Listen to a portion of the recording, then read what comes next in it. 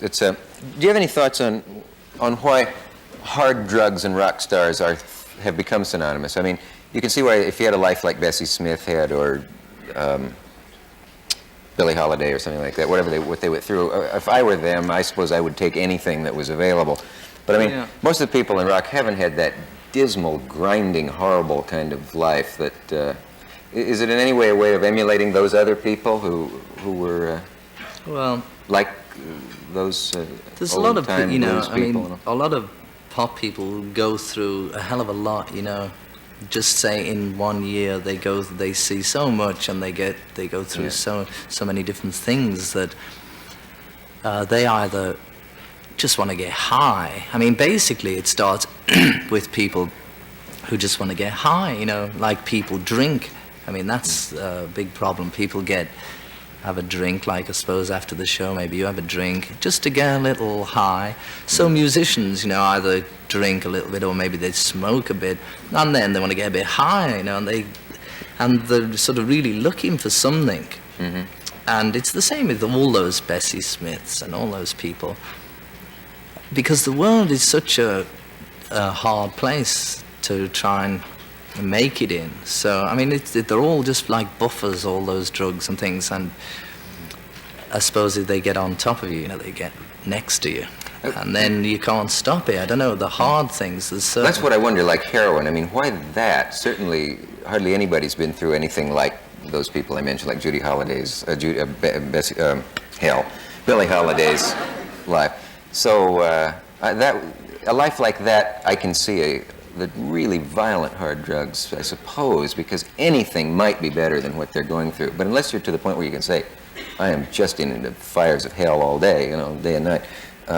Why the ones who've killed themselves, your colleagues, why heroin? That seems to be the big one. Yeah. I'm really unqualified to talk about heroin because I've never taken it, and I really don't intend to. There's, you know, I'm sure it's just, it's probably just the best high, you know, that's what it's down to. It's the one that gets them the highest, the quickest, but it just happens to kill you faster as well. I mean, they all sort of kill you in one way or another. And there's very few people who seem to be able to experience something like heroin and then get away from it, because it just gets in the system and they become dependent on it. I don't know. It's sad, you know, it's really sad, because they're all looking for some deep love or something like that, and they miss it, you know. It's much better to try and not take any drugs, you know. If you can get straight, really straight, then in a way it's much higher. I mean, I'm not really qualified to talk about that either. Yeah. I mean, I'm sort of in the middle, you know. Yeah. Indian music and drugs don't mix, as I understand it. No, there's been a big... Ravi Shankar said so. Yeah. There was a problem. You know, the Indian music really got popular during that 66, 67, you know, all the psychedelic period. And I think from that, most people have started to associate it with drugs, because the hippies, apart from the classical people who used to go and watch the music anyway, like the hippie people at that time were the ones who caught on to Indian music, and it just happens that most of them were, you know, either smoking pot or something.